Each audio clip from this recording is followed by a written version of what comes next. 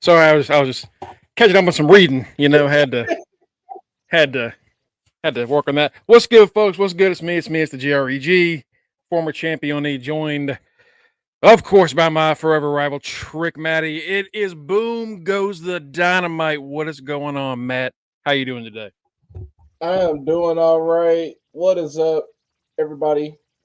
What's up, Batty? Yes, we on time today. Cookies, yeah. When me and Greg is, we gonna be on time. We gonna be right here, 6:05, 6:15 at the latest, 6:30 at the latest of the latest. But yeah, I'm feeling good. I'm happy the Lakers won last night, rocking the vintage Lakers shirt from 2000. I heard that was a hell of a game. Yeah, it was a really good game. They went to double overtime.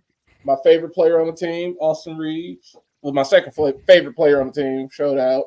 And you're probably wondering, who was Matt's favorite player? It's no one named LeBron James or Anthony Davis. It's D'Angelo Russell. Then it's Austin Reeves. There you go. So they play Memphis tonight. So hopefully they win that game. So Matt said, I ain't no brand jumper. I'm not just gonna bandwagon fan. Don't worry. I'll be here when they leave. I'm gonna be around. Yeah, basically that's the one thing people will know about me. If my team is crappy, I'm still gonna rep them, regardless of Lakers ups and downs. I'm gonna still be there. There you go, man. We got to talk about AEW tonight. It's looking like a pretty stacked wrestling card. Just a lot of really interesting matches. We're going to get into NXT, which saw Mr. Bron Breakker almost break the internet last night. I saw a lot of people talking about him in that match because, good God, that man is a machine. What is going on, Kenny? So, let's talk NXT real quick. Of course, like I said, the main thing people were talking about, the Wolves taking on Alpha Academy, Otis and Akira Tozawa. And yeah, Braun just does Braun shit. He's hitting cutters out of nowhere like Diamond Dallas Page, not Randy Orton. I mean, if he's not sounding like his uncle, he's wrestling like his uncle. I mean, he's wrestling like his dad and his uncle. What's going on, Mike? Good. What's up, Mike? What's up, brothers? You know, tomorrow, opening day here. You know, I got my Oh old, yeah, you know. old Reds hat. I had to pick up a new Reds hat today. Woo! I can't wait for tomorrow. I can't wait. I gotta Yeah, I start still wearing my, I got. gotta start wearing my Brave shit just to prove to y'all I've been repping that shit. I got some red stuff. I gotta dig out. I gotta dig out my Johnny Bench jersey.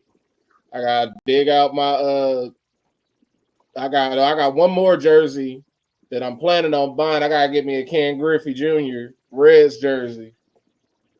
See, I got me a Barry Larkin. Ooh. I got me Ooh. a Barry Larkin. The 2000s, the anniversary. You got the Yeah, that's what. That's I'm getting the Ken Griffey Jr. one with the 2000 patch on it. I can't wait to wear that tomorrow. Woo! That's some slick shit. That's some good stuff right there. I haven't bought me a jersey in years. I think the last ones that I have are I have a pair of Chipper and Andrew Jones jerseys. Back when they were cracking that shit, like what, 2006, 2005, something like that. I've stuck to not even trying to buy current players anymore. Like I had Kobe stuff when Kobe was playing, and like Mike and seen me try and keep up with Titans players. I had the Vince Young jersey. He was ass. I got currently a Marcus Mariota Titans jersey. Marcus Mariota is not on the Titans anymore. And then my favorite player on the Titans was Derrick Henry. I ain't get no Derrick Henry jersey because I knew they weren't going to keep him. And I have an Oilers jersey. And I stick to just getting classic players. I have an Eddie George and Steve McNair Titans jersey, and I have an Eddie George Oilers jersey. And if I get another Oilers jersey, it will be me customizing. Like I'll put my name on the back just because people switch teams so much now. Right. Yeah, pretty much. This NXT show started off. Go on eBay, Tito. That's where I got this shirt. This Lakers shirt only cost me $20. NXT started off with Matt's favorite match. Dijak whooping Sean Spears. Now that's number one fan right here. Don't ratio me though. Don't ratio me though. Man, it was we like to rag on Spears a lot. It was a good match. It was a good matchup between those two. Gave that match an A-. They gave that match an A-. Bleacher Report did. Did they really? It was a good ass match, man. It really it was more just we get to see all the shit Dijak can do, Like pretty much. Like he's really good at selling. I forgot how good of a seller he is. He hit some moves that only Sean Spears could hit, like he could do on Sean Spears. I was just like, well, damn, they both impressed me because I low key kind of whoa. Wait a minute. Who agreed to that trade? What? I don't think so. That's not happening. Sorry. That's not. I don't care how dark Bronze Tan gets. It's not. It's. Jack already said his race. He said he's white. Y'all gotta find somebody else. Dijak, Sean Spears catches him at the top turnbuckle and hits a German suplex, and Dijak slings his self across the whole damn ring. Man, that move looked so sloppy, but it landed so perfectly. I was just like, okay, I see what y'all were doing, and it still landed. Regardless, y'all too big to be doing this, but damn, y'all are doing it. Yeah, we got Sean ended up taking Dijak down on the floor, and that's when we see Gacy's creepy ass crawl out from under the ring, grab Sean's chair, little smile to the camera, and then just right back in. And I kind of figured we were going to have like all of these guys involved in the North American title match. Right. But apparently, later on, we find out the winner here and then a winner later on make it a triple threat. So Dijak hit Sean Spears with his what's his choke slam called? Like Final Judgment or something like that. High. Yeah, something like that. Because I always forget his actual finisher. I always get that and his actual finisher confused with Feast Your Eyes. I always think like the choke slam should be like Feast Your Eyes, but nope, it's that rack, the torture rack destroyer thing. Torture rack knee thing. Yeah. Yeah. He ends up hitting that and takes out Spears. Spears is back and he already loses a match. He just came back. Like he came back. They had him beat Ridge. He beat someone else. He beat Ridge. And like they're like, all right, he's gonna be somebody important. Psych! He is now officially the new Dolph. Because the current Dolph just beat somewhere him. else. But yeah, that actual Dolph is somewhere else. And the NXT Dolph that was Dijak is now he's on the bigger and better things. He's in the North American title picture. He used all these months of making folks, and now he's about to be made. I think he's about to get his reward. Man, Dijak better, man. Good Lord. He's been low-key carrying the undercard the past year in NXT. And Sean Spears, if you think about it, he's basically become their Dolph. He's worked with Ridge Holland, and and now he's working with Joe Gacy, who just worked with Dijak. Look, if Gacy's first big win finally comes and it's over Sean Spears, I'll take it. I'll take it. That's fine. And that will definitely solidify him as the NXT Dolph getting paid because he doesn't burn bridges. We might not like him all like that, but that man knows not to burn any bridges. Yeah, that man, he is all about business. Can't disagree with that. Hey, I'm gonna need a job down the line. Speaking of Ridge, we get a segment later. We'll go ahead and talk about it now. Ridge comes out, and I'm going to talk about this, and I'm going to say something that a friend of mine said. That he said, this is really mean, but I think it makes sense, and I'm going to see what y'all think about it. But so Ridge comes out, and he says, I've thought about this for a while. I've been thinking about this decision. I didn't think it would come this soon. What the crowd was doing. He's trying to get all emotional and serious.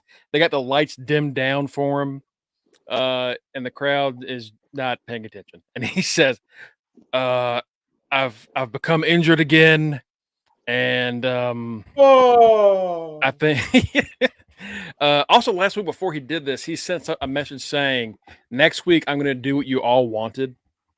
Everybody on Twitter basically was like, quit. Well, yes, that's what I thought. And well, Mike, apparently that's exactly what he meant, because he comes out, talks about his injury, and he says, I think about all my time away from my family and my kids, and I was hoping that this run would work better. I know what you say about me. Yeah, he did. I know what you're saying about me. And he says, I thought coming to NXT I'd have a better run down here. I'm sorry it didn't work out that way. But I need to step away from in-ring competition indefinitely. And he walks out, and the camera follows. Everybody, the people are low-key cheering. They are cheering for him. He gets a little standing ovation, but it's not the ovation he was hoping.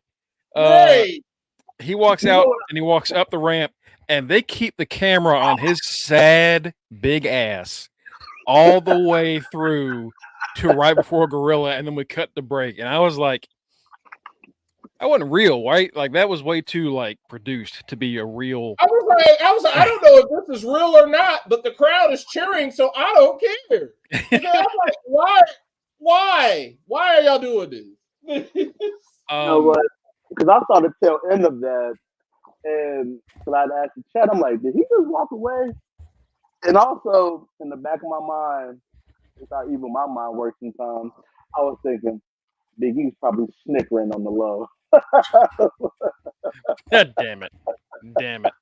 They said Mark Henry has messed us up from every retirement angle now. Everyone actually does it. He has ruined it. that was like half the comments I saw last night were, "Where's the salmon blazer? We can't do it without the salmon blazer." But so I was talking to a friend of mine during the show, and he said, "And tell me if this is too mean," because I said it wasn't. I wouldn't tweet it, but I think thinking it, you're fine. He said, anytime someone has their own segment to retire, it's usually someone that like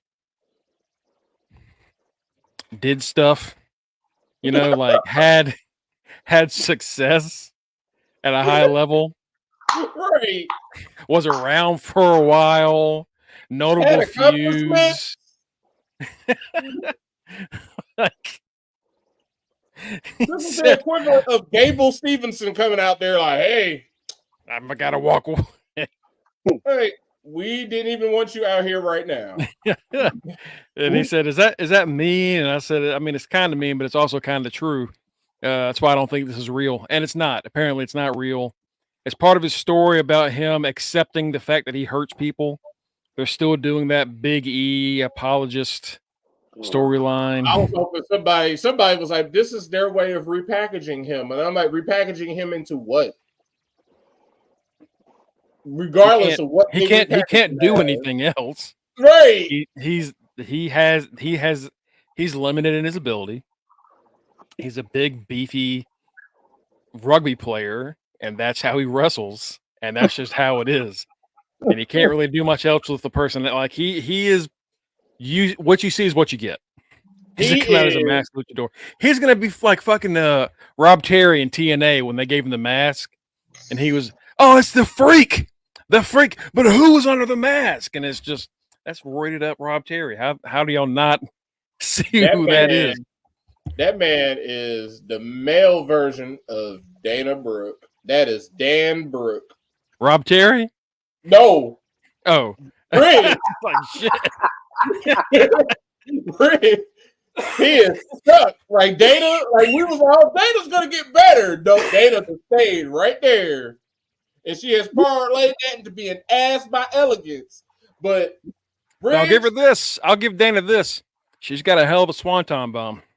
Like Ridge has his learned that shit.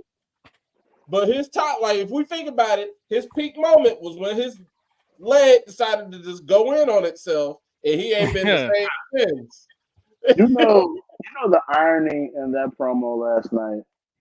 Mind you, he just wrestled Sean Spears. And now that I'm thinking about it, I'm like, when do they think that he's a hot commodity to have a promo like that? Like, again, most of the crowd, including myself, I'm like, okay, he's on the mic, whatever. Bye, Rich. Right. Yeah, that's the thing. It was like, what were they thinking was going to happen when he did this?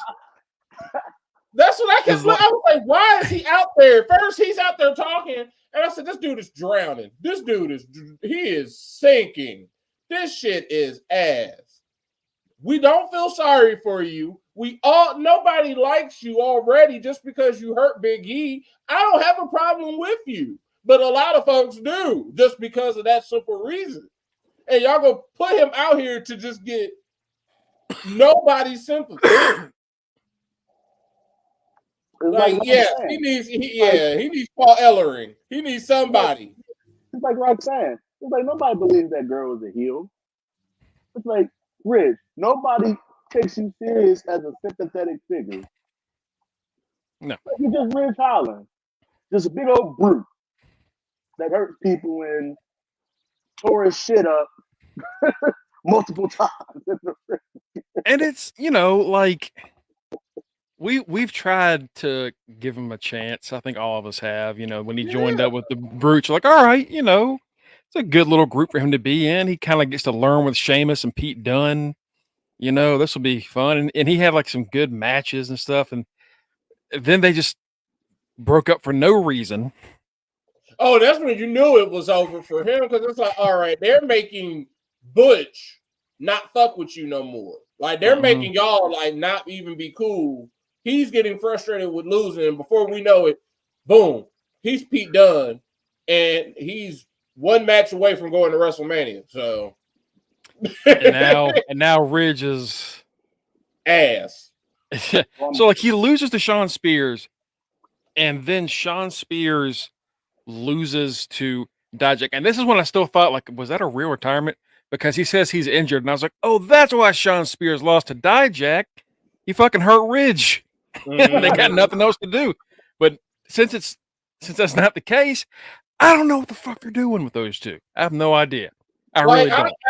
I don't know, especially now that they've introduced Joe Gacy into the mix. Because at first I'm like, all right, Shawn Spears and Ridge are going to have a match at Stand and Deliver, I guess. But whatever. I'll go to sleep. I'll take a nap during that match or something. I'll make breakfast because I won't be watching that. But the first ever breakfast break match.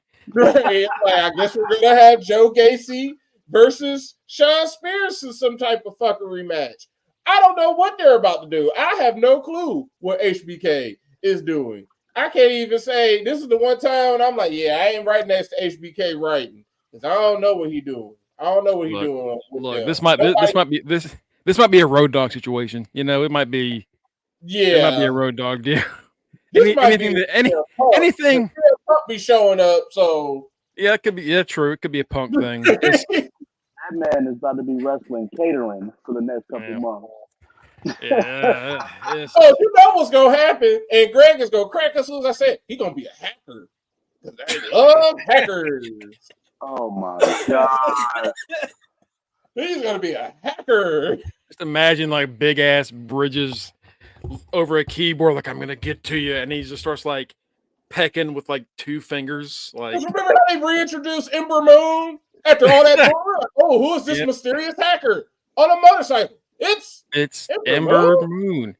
And didn't they also didn't they also have another hacker gimmick going on at the same time as that one? Well, there were 2 mysterious hackers, and one Anonymous. Whoever the fuck Anonymous is, and Anonymous is still there. Anonymous has been there for 4 years. We got Where is that girl? Anonymous, the hacker girl, whatever her name is, Sophie something. Like all that. I'm like, no, I'm tired of hacker gimmicks. Stop. Wasn't Scripps a hacker? Scripps was also a hacker, yes. Yes, Scripps was a hacker. Scripps. Yes, Mustafa Ali was a hacker. Ali hackers. Ali was the SmackDown. Even before all them, Sami Callihan in NXT was a hacker. He was Solomon Crow. And he said, nope. That man we-walked his ass out of there so quick.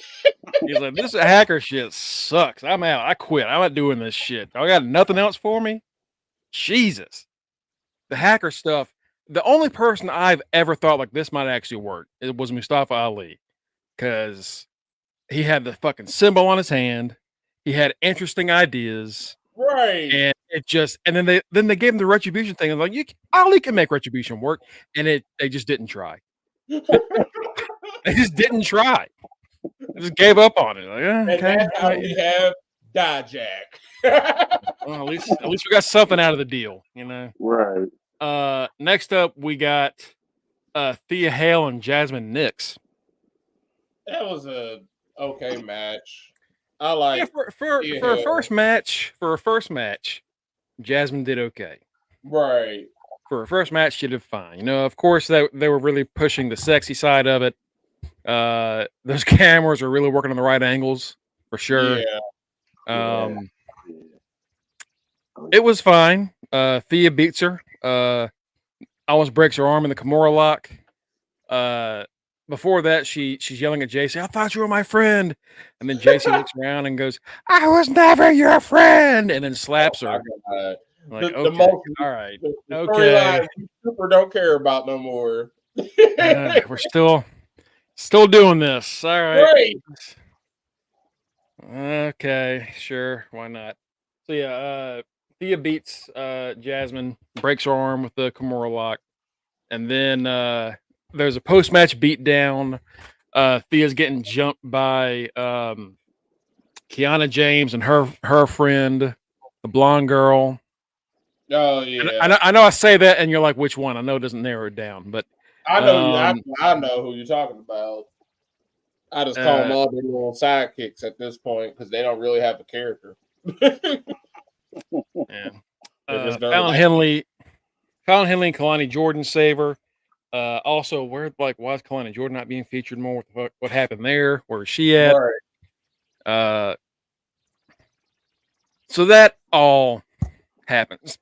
And throughout the show, we're getting segments highlighting Trick and Mello and their story so far. And these are great. Yeah. These are fantastic. I can't remember what they're called. Can y'all remember what the segments were called? Oh, the Prime Target. Prime Target. That's right. Thank you, Matt. One side highlights Mello's points and what he's thinking. One segment highlights Trick and him and the importance of his family and how he thought Mello was family and with that stuff. And then the third one was just the build up to the match, and we got to see WWE stars on the main roster talking about it.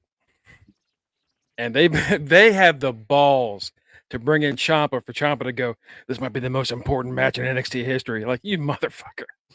How much did they pay you? Ciampa, shut the fuck up. I saw that and instantly got annoyed. I said, you know good and damn well. You know good and goddamn well, Ciampa. Like, what the fuck? What are you doing? HBK definitely gave him a bonus for saying that bullshit. Oh my God. Like Gargano Ciampa, just if you lie, here's an extra 10 grand. Not that it's bad, it's just like that was like the greatest story NXT ever had. And to have those guys come up and say, this is the greatest story we've ever seen in NXT is a little bullshit. It's bullshit. It is good, but it's like, come on. Let's not overplay this. Yeah, right. Like, come on. Let's stand on its own merits. Right. To your point, Mongo, I thoroughly enjoyed that whole package last night. They put it on YouTube. That's how good it was. Because I'm gonna rewatch it. And of course, they had one person pick somebody, and it was Cody. And Cody says, "I'm gonna go Trick Williams." Trick's gonna Of win. course, Matty Rose gonna support Trick Matty.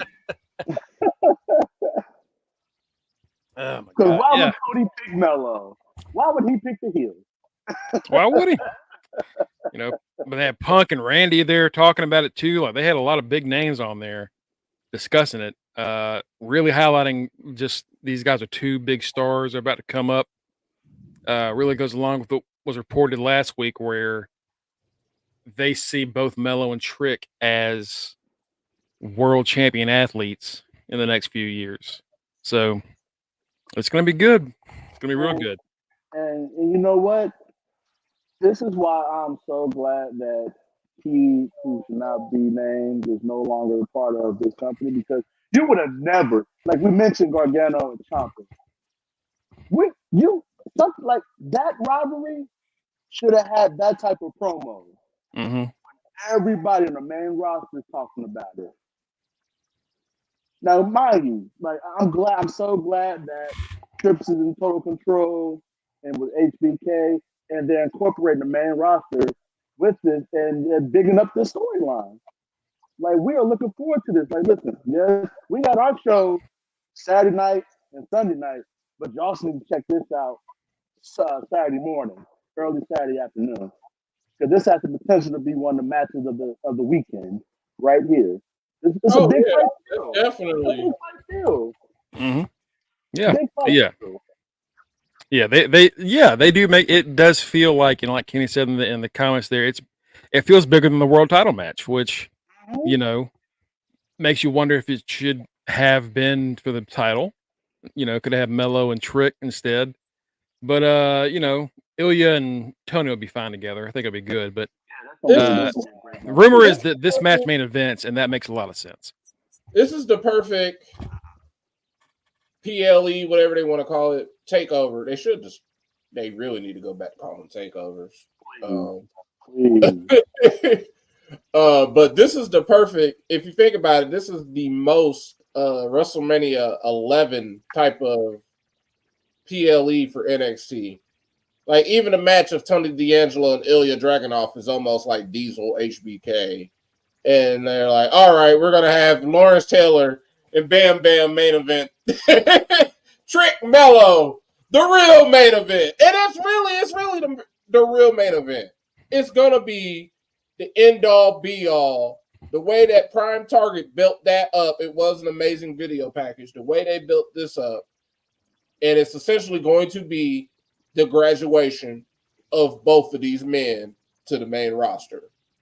Yeah. So there's no better way than to put it, just show all their work, because it ain't been no better gimmick in NXT since it's basically in NXT 2.0 than Trick Mello game.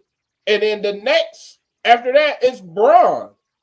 Face Braun and heel Braun. And they're both about to be gone. Mm-hmm. I was just about to say, those three guys have carried this brand.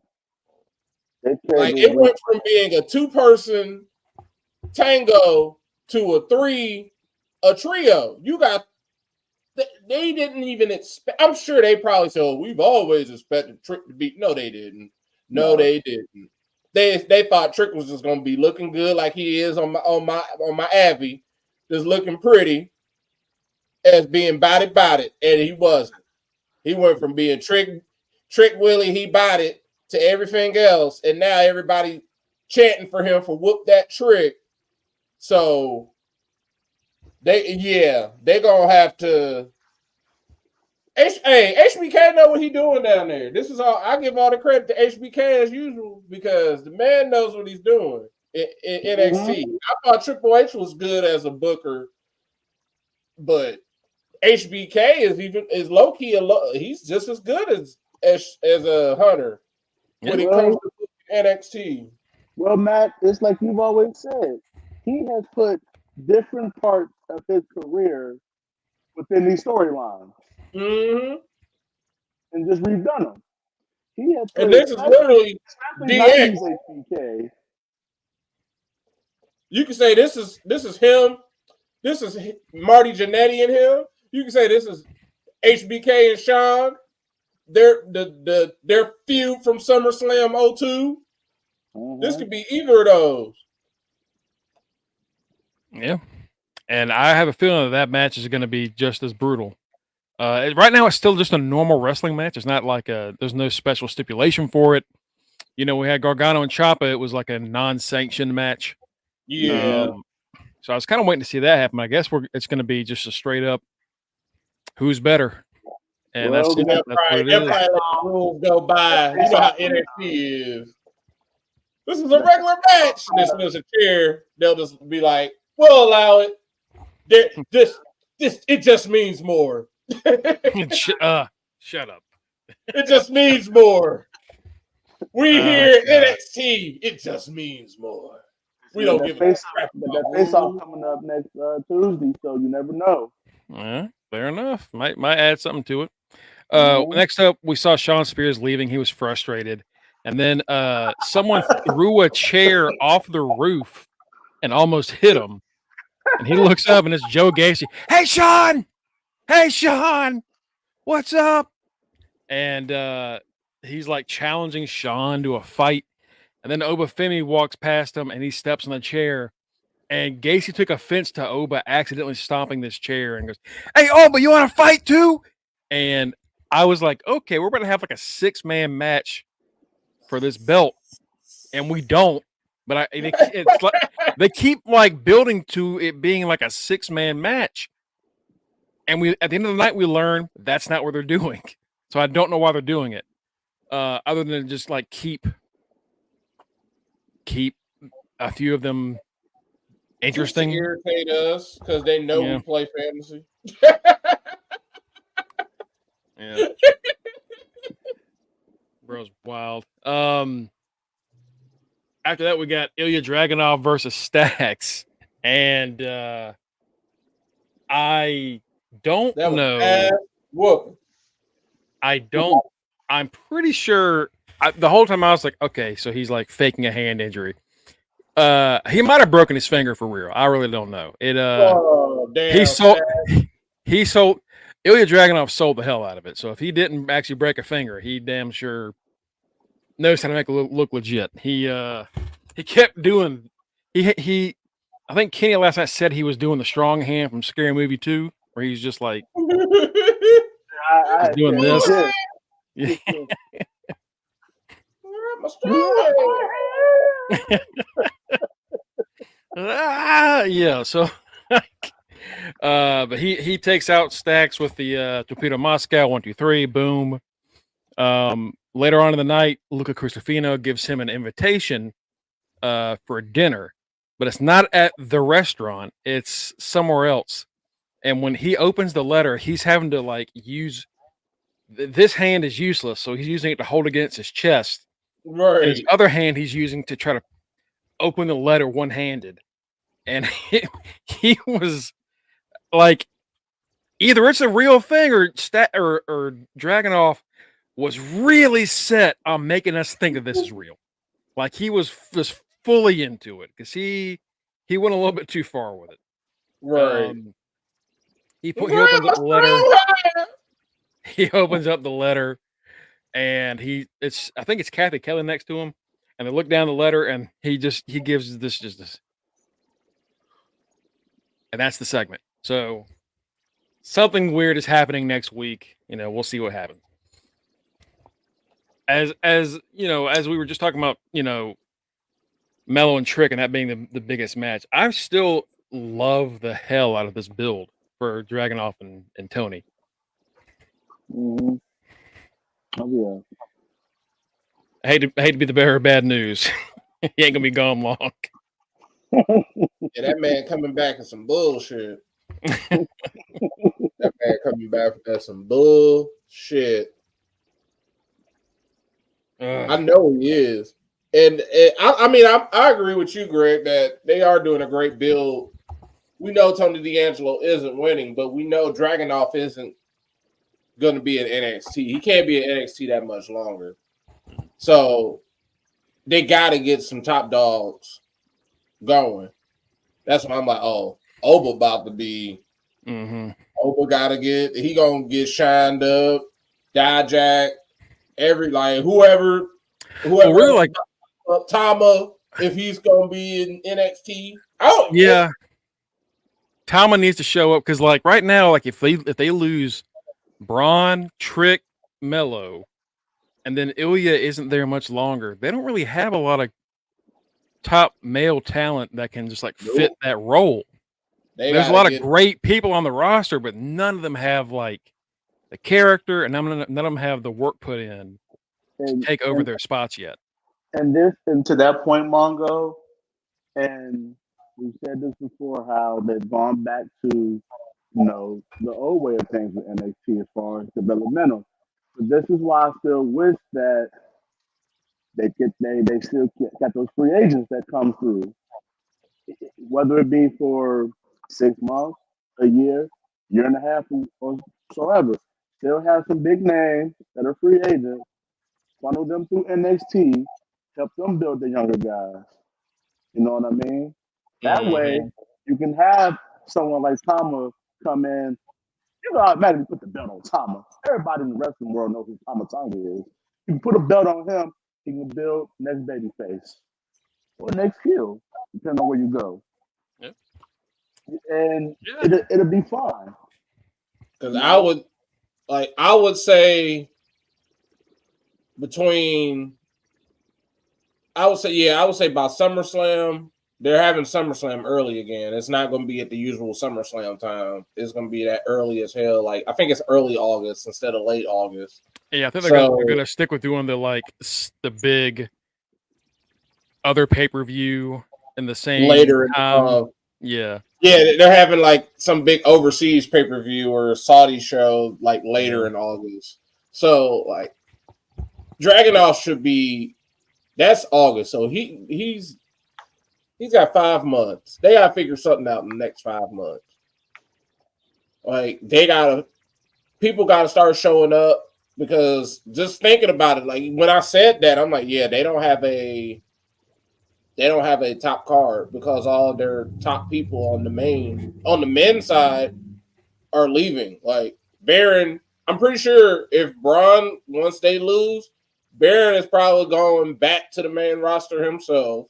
Yeah. He might get like one more feud out of it, but then he's right. He's gone.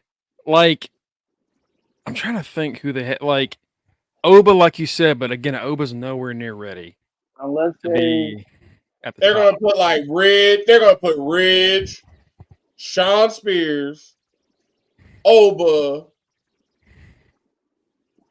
Dijak has to be Dijak, right? Dijak has to be there.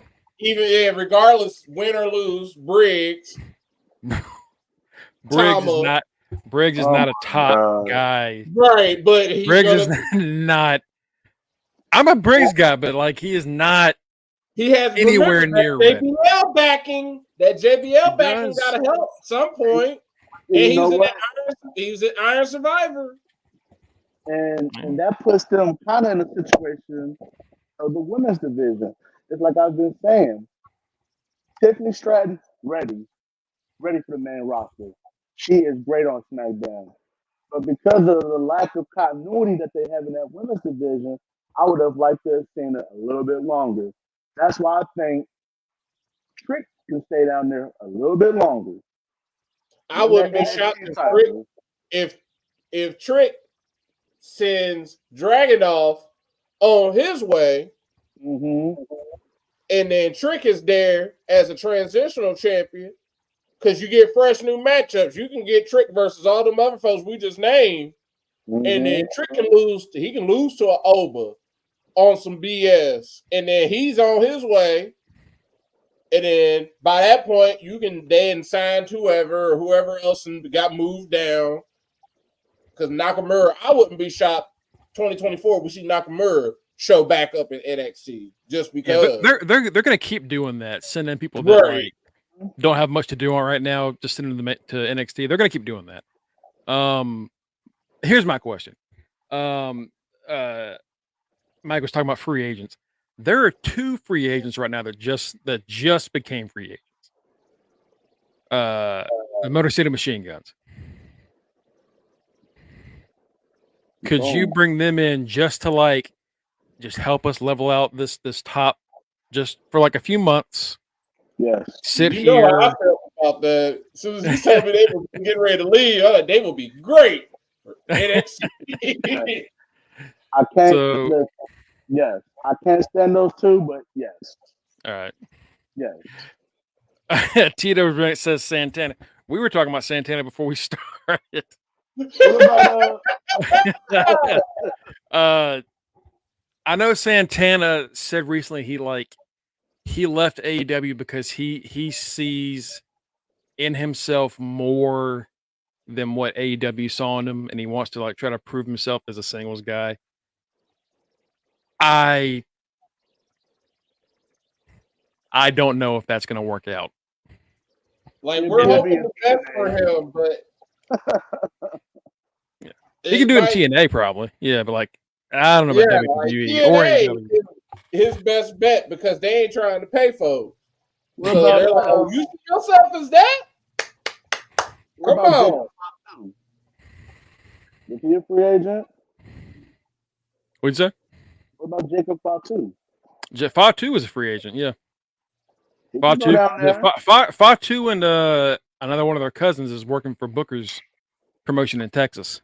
So Jackie forgetting about all the other. I'm sure those 2 were Zilla. That's right. Thank you, Tito. Fatu and Zilla. Zilla is being pushed as the athletic one of the family. Him and Fatu are tagging, and they have this finish where Fatu just pops somebody up, and Zilla hits a Superman punch out of the air, and that's it. Now is Zilla the younger brother? Yeah, he's a younger brother. Okay. Jeez. He's Lance is also around. He's around that. Yeah, that's right. Samoan Spike. It's he does the Superman punch motion, but it's the spike. It is yeah. So we got more of that family coming in. Even if Cody wins at Mania, that bloodline stuff is nowhere near finished. We got a long way to go.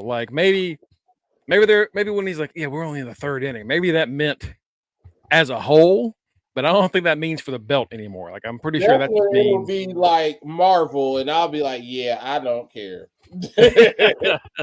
I don't care. You could send, Bronson Reed's not doing anything. Shit, send him down to NXT and have him go on a run. Shit, send Gable down there instead of him being Apollo Creed. Have Gable go down there. Yeah, Shit. Gable will work. Yeah. I think they're gonna have to do that to really maintain, because if they don't bring anybody else in, they do not have the stars to keep that level going. Let's wrap up real quick so we can get to AEW. Duke Hudson and Josh Briggs, it was solid. They're two good big guys, but we knew Duke wasn't winning this. Right. And Briggs hit that big clothesline, and they even said it JBL-esque. A JBL-esque. Like, just say clothesline from hell. Just say it. He's his number one prospect. Just say it. Josh Briggs, the clothesline from hell. So Oba comes out and says, all right, now that you've won and Dijak's won, I'm going to face you both at Stand and Deliver in a triple threat. And I was like, what the fuck are we doing with Gacy and like half the fucking men on this roster? What were we building to? What the fuck are you doing? What are we doing? Then we get to the tag match of the night. The Wolves, the Wolf Dogs, I keep saying Wolves, the Wolf Dogs taking on Alpha Academy. The match me and you, we all thought, we definitely thought Alpha Academy was going to win. They didn't. I also keep thinking it's already a triple threat at Stand and Deliver, but no, it's the teams that were in that tournament. They're having a match next week, and then we're going to get the final match. Right. The Good Brothers were talking to them earlier when Baron was talking about how Bron is getting way too much of a tan, and Bron hands Baron a can that just says the sun on it. I mean, I love that he said it, because it's like, my boy Bron. You my complexion almost, my boy. First of all, I'm not the nerve of the big LG to be talking about somebody tanning. Okay? Yeah, because he be looking like a burnt hot dog too. He don't even be looking as good as Bron do. Like no Diddy. That's the new saying now. No Diddy. But that dude, at least Bron be like looking even. Gallows just be burnt. He just straight up. He ain't even a Buc-ee's hot dog. He just one of them booty ass hot dogs. They just leave it out there at the stadium. like a stadium hot dog. Ass potato. Yeah, man. That's a good point. That's a good point. Carl Anderson ain't too far behind him on that front either. Like shit, both of them are bad. Yeah. But so the Wolf Dogs take on Alpha Academy. It's Otis and Akira Tozawa. And good God, Bron, you are a monster. You're a freak of nature. Man, Bron's just, man. Seeing Bron just got me ready. I know we're still in the current season, but he got me ready for next season because Diaz got some decisions. Yeah, man. That boy's gonna be come somewhere. You better. That boy's gonna be a top pick for sure if he's not a keeper. That boy's gonna be 1, 2, or 3. Good God, I call it the DDP cutter. Because it's not like Randy, where Randy just catches you out of nowhere. DDP has had the more crazy variations, like doing it out of a power bomb, or like the torture rack, or the fucking cutter out of this. Yeah, he turns a backbreaker into it, and that's what he does. He does the backdrop into the cutter, and then Baron gets mad, or they'll do it vice versa. one of them will hit their cutter, and then the other one will do it. And Baron's is like a suplex into a cutter. Right. And I love that it feeds off of them just trying to show up each other. They're always trying to one up one another.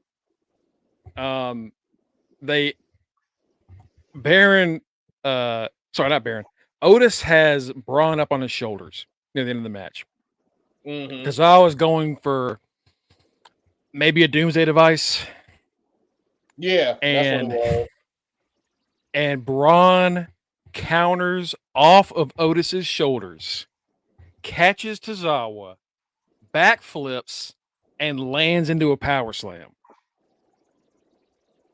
Which, if y'all don't know, it's the old Scott Steiner self-pile driver he used to do. Right. Where he'd hold somebody and flip backwards and slam. It was a thing of beauty. It was gorgeous. I mean, good God. Oh, I literally sat right here, and when he did it, I was like, holy shit. Mm-hmm. I jumped off my damn couch when he did that. That's why I'm like, Bron is literally just showing off at this point. He's just like, yeah, look what I can do. Look what I can do. Yeah, no, he's a straight. I mean, he does shit just to do it, just because he can. You know? Yeah, here we go. Here we go, Vic. Boom. Oh, how the hell? He landed that shit perfectly. Just perfect. It's incredible. Crazy. I wonder, is he just like calling up his dad, his uncle, like, yo, y'all think I can do this? Y'all okay with this? Like, yeah, no, go ahead. Yeah, we ain't wrestling anymore. It's because like, man, we ain't nobody been able to do this since us. Can you do it? Yeah, watch this. Holy shit! And the thing is, like, oh yeah, go ahead and do it. Go ahead and do it. Not only is he doing it, he is exactly. That's what we're trying to figure out. Not only is he doing it, he is doing. When we'd see like Scott do some of this shit, he would land awkwardly on his neck. Yeah. Bron is like landing exactly how he's supposed to out of these things. He's the finesse of the football. The football at playing has him landing perfectly without killing himself. Like I said in the chat last night, that goddamn Steiner bloodline, that DNA was made out of a damn lab. Corbell, watch out.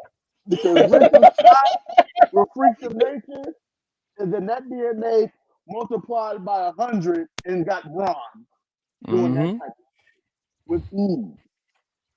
God bless Bron's mama. God bless yeah, God bless her, because none of her went into him. Like, that is 100% a Steiner kid. That is ain't not one drop of his mama's blood went into creating him. That is a straight up clone. Like, if he knows how to cook, that's because of his mom. Like, he has good manners, that's because of his mom. He knows how to treat a woman right, that's because of his mom. Definitely not because of his uncle. No, definitely, absolutely not. Definitely not because of his uncle. Like, he's all the good stuff in him because of his mom. If he cool with people in the upper communities, that's definitely because of his mom. It ain't because of his dad or his uncle. Yeah, so, those are not chivalrous men. No, they are not. Morals, that is because of his mom. When it comes to everything else, just the way he looks and everything, right. The way he talks. His dad and his uncle. Yeah. Somehow his dad and his uncle had a baby. I don't know how they did it. I don't know how it worked. And she carried it. It's just, and then they do the double power bomb on Otis to the table, big spot. Go back inside. End of days. No. Baron tries to take out Tozawa. Tozawa flips out of a power bomb, and then Baron just moves out of the way, and Bron breaks Tozawa into like 3 pieces with his spear. He snapped him. He's like, Tozawa didn't deserve that. That was mean. Really that wasn't. How is he gonna dance now? How is he gonna like? He can't do that anymore. Oh my god, yeah, man. Bron's incredible. I love. This is my favorite tag team going right now. I love them. This is the most successful Baron Corbin has ever been, and I'm gonna hate it when it's over. But what a team! What a team! Yeah, NXT was mostly pretty great, kind of like Raw. Like a few things we could nitpick, but honestly, great shows. Great shows. Mm-hmm. Yeah. Mostly story stuff, kind of like what we were saying. So talking about AEW, it is just a shit ton of great matches. It looks like. We have this is so far what's officially been announced as of about 40 minutes ago. We're going to see the Best Friends and the Undisputed Kingdom in the AEW Tag Team Title Tournament. Again, I don't know why we're doing this without the BCC since they are your undefeated tag team, but you know, whatever. Should be a good match. I don't see. I was gonna say I don't see you beating the Undisputed Kingdom, but I also thought that Powerhouse Hobbs and Fletcher were going to beat the Best Friends last week, and clearly I don't know what the hell I'm talking about. We're also going to see Chris Statlander and Sky Blue take on Anna Jay, and this is hold on. No, it's a 4-way. Okay, I thought this was going to be a tag match. It's a 4-way. Chris Statlander, Sky Blue, Anna Jay, and Willow Nightingale. They're fighting for a TBS title shot, and we're going to have Mercedes Moné on commentary during the match. Okay. So still not sure what Mercedes is doing, but I guess she's going to be floating around the TBS title for right now. Maybe. Hey, I called that on some just bullshit. You did. You did call that. You called that shit last week. hey, this haven't go after the TBS title. And then these three matches are things that got me like, oh shit, I'm gonna have to actually watch this. We got the Young Bucks and Private Party in the tournament, so we get to go back to one of the original AEW matches that made people want to tune in and made people come back. Was them in the original tournament. That's what got me in predestinally. I'm like, oh, we're going back to a throwback. Mm-hmm. And all that's different now is the Bucks are evil. The big bad Bucks. The big bad Bucks. We're also going to see Swerve Strickland take on Konosuke Takeshita. I feel like we're just kind of deciding that Swerve is a face going forward. Yeah, I saw that exchange between him and Joe and Don Callis, and I was like, okay, I guess he's like a tweener face. Scary. He's like this man broke into Adam Page's house and stood threateningly over his like 5-month-old baby. Right. He is the Black Randy Orton now. And we're like, this guy rules. Yes.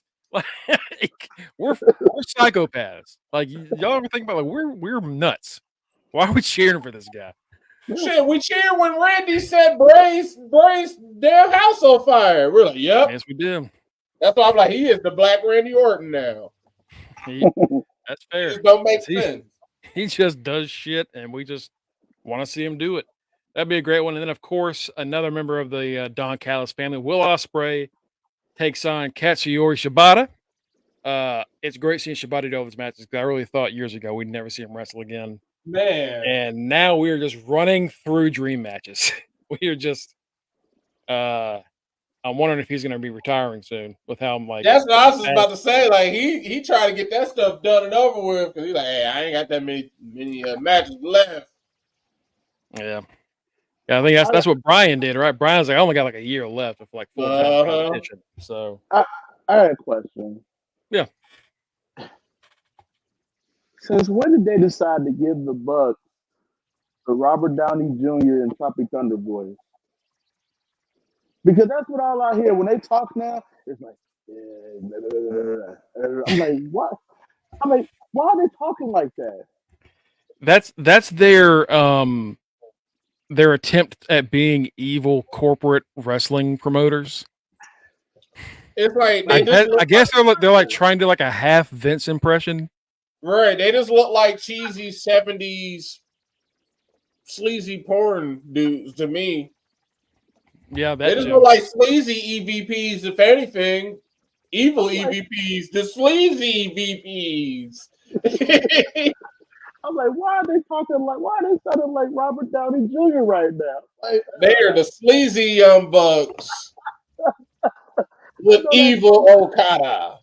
Okada is what gets them over. Honestly, gets the evilness over. Yeah, I think not having Kenny, they had to have somebody else come in and really help sell this. Cookies. They better not come out dressed like him. Nah, to see that, you just gotta go watch NXT and go find Bron. They be #1 trending topic so damn quick. AEW out of business effective immediately. Like, damn! Wow, they just let them do that. Okay, was it them or was it WWE? Somebody let some musical guest do like blackface in the past 2 years. I can't remember who it was now. Do y'all remember what this was about? I think it was AEW. AEW. I'm gonna look it up real quick. I know at WWE, like, they act like that damn DX parody don't even fucking exist of the nation. That shit don't even exist. Yeah, it was a rock band. Oh my god. Holy shit. Yeah, I'm not gonna show that. Yeah, it was AEW, all right. I was gonna say, I already know that was AEW. Oh my god. They stumble into stupid shit. WWE ain't stumbling into nothing like that. They're like, nope. It was during one of the Anarchy in the Arena matches, and this band was singing for like 15 minutes. Oh yeah, I remember that. Yep. I remember that match. I remember that match now. I remember because that was John Moxley. Yeah. Bro. Whoa. He was what? For 15 minutes. It was like, yep. Because I hate every time they do those matches and the music just plays. I hate those matches instantly because that shit is only cool to me. If you're New Jack, like the first minute. Bro, I forgot he was out there singing for 15 minutes looking like that. Oh my god. Not adding nothing to the match. Not adding nothing. If anything, just distracting from it. Oh god, that's like a flashbang myself. Jesus Christ. Oh my. All right. Oh my god. Well, hopefully that doesn't happen again the next time they do that. You might want to have a PR person check in on somebody before they walk out. Just just a heads up. But yeah, no, it looks like a good episode of Dynamite. I think Matt, you were saying this before the show. It's like a few weeks out from Mania. They're not going to throw all their best stuff now. Mm-hmm. No one's really going to be like, they're more focused on other things. WrestleMania week is like a fucking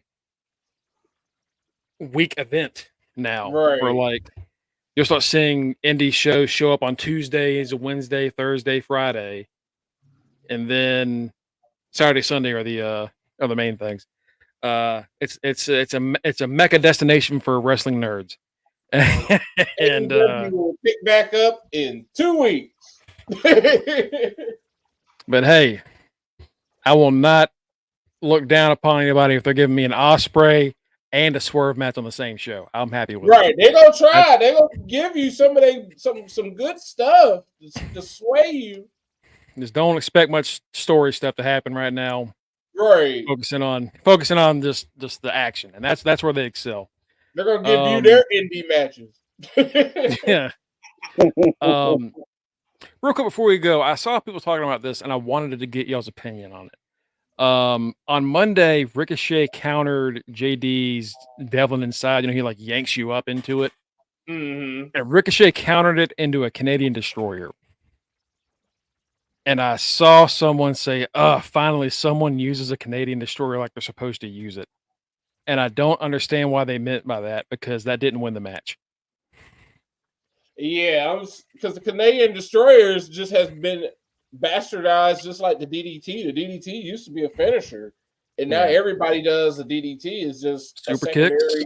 Yeah, it's just a connecting regular ass move, and the Canadian Destroyer is literally the same way, unless him or JD or whoever in the future can make it effective as Petey Williams was making it. It's just a cool looking move. It's just a flippy move now. Yeah, it's even that guy was clearly like an anti AEW person, but like Adam Cole was doing it in NXT off the top rope, right? Into it, and that wasn't getting pins. So like I don't know it's not an issue. I saw it get a lot of traction and like a lot of eyes, so I figured maybe it was important to note. But I think we all probably agree that it's just a move, man. It's just all it is now. It's just a move now until someone can show up that can be like Petey used to be. I used to get geeked when I see him do that. I'm like, oh, shoot, he about to do that flip move. Oh, you knew it was over then. That's back when we were watching it when it was on it was weekly TNA in 2005. He did that shit God damn it, Petey's gonna win again. You can't kick out of this. Like it was like watching Kurt Angle take his straps down. You're like, fuck. Right. Fuck. All right, Kurt Angle's gonna win. Yeah, I just think that dude was just looking for. he got what he was looking for. He got engagement. Yeah, that's all he got was engagement. That's what he was looking for. Because fair enough. That is what Twitter has really boiled down to now. Just you say out of pocket shit to get shared around. I look at all finishers. Like if you think about it, the super kick. There's a reason why the super kick, like people go, the super kick has been shitted on. Yeah, it has. But if Shawn Michaels kicks you, you gonna be out. You stay dead. That's she did. I remember that. Yeah, that's a good point. That's a great way to look at it. That just a random person doing a power bomb versus Obafemi launching your ass across the ring with it.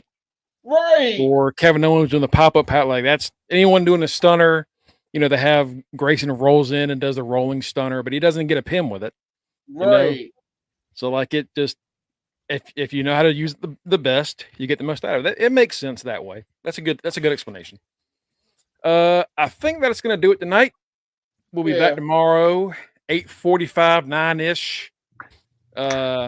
See how that goes. Again. Yeah, no predictions. No predictions. Don't worry, Tito and Cookies, y'all got one more week of relaxation. Then you're gonna Mania next week. We have 1, 2, 3, 4, at least 4 shows to predict. Right. So good luck. You're gonna need it. It's gonna be tough. Folks, y'all can find us at facebook.com/UnderTheRingPod or twitch.tv/UnderTheRingPod. You can also find our links at Linktree, again, /UnderTheRingPod. You can find me at Greg Bush SK. We got Kenny at RockRiz44. The teacher man, Mike Jones at Mr. Freshbeard. My forever rival, Trick Matty himself at The Right Answer. The street team captain, and unfortunately, our current predictions champion, the bastard, Tito at Borrea Maliente. Boo. Boo. Last but not least, our good friend and local news correspondent, Justin D. Baxley. Y'all have a great Wednesday. Hey, halfway through the work week. Sure is. We're getting there. The winter's done. It's starting to get a little warm and nice. But y'all, everybody else likes it. So enjoy it. See you tomorrow. Shout out Frank Thomas. Happy opening day, everybody. Go Red. Go Red. Yeah. Oh, you know what? Hold on. Real quick, before before we leave, I just want to do this. All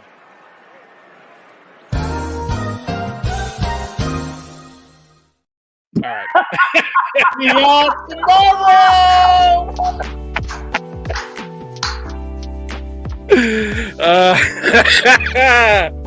That was good.